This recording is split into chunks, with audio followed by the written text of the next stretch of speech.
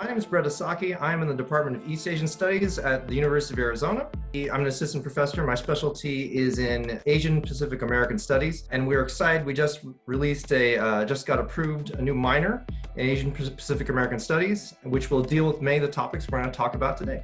So I'm originally from the San Francisco Bay Area, and then from there, I actually jumped around to several colleges as an undergraduate, and then as a graduate student, I lived in New Mexico, South Carolina, Hawaii, Michigan, in addition to the California, which I grew up in. And so academia brings you all over the place, meeting lots of different peoples, lots of different communities, and in each one you find the benefits and problems and challenges that each one faces.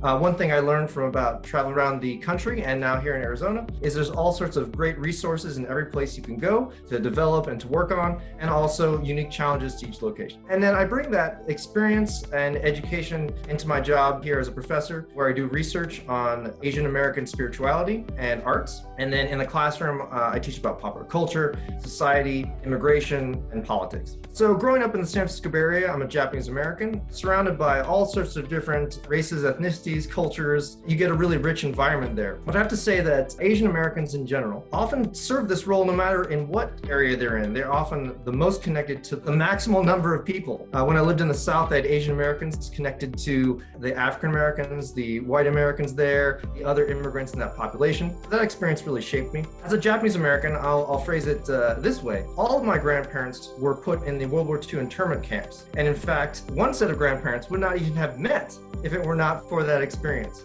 So it is really an important part of U.S. history here in Arizona. We have an internment camp and other sites here, actually 2 internment camps. And so that kind of history, personal history, has been a part of my research, as part of my book that I wrote about the arts and spirituality, and then also informs the type of work I do here in Arizona. I happen to be a 4th generation Japanese American, which means that my great-grandparents were great-great-grandparents were the first people to come here. And what's interesting about that is I still remain, in my upbringing, some Japanese culture. Now, what's interesting about that, it's the Japanese culture from the early 1900s. It becomes a much different experience of what you might experience today. Say you took a class in Japanese culture and maybe even do a study abroad or travel there to Japan. It's an entirely different world. But what the types of things were retained through all these generations? One of those things I research in my book, it's about silence, how you relate to each other, how you listen to one another, and how you remain present around each other. And those sorts of things, they're not like a word that you put to things, but it's how you feel around one another, how you respect one another, and how you really form a tight family and community. That type of upbringing was always there since the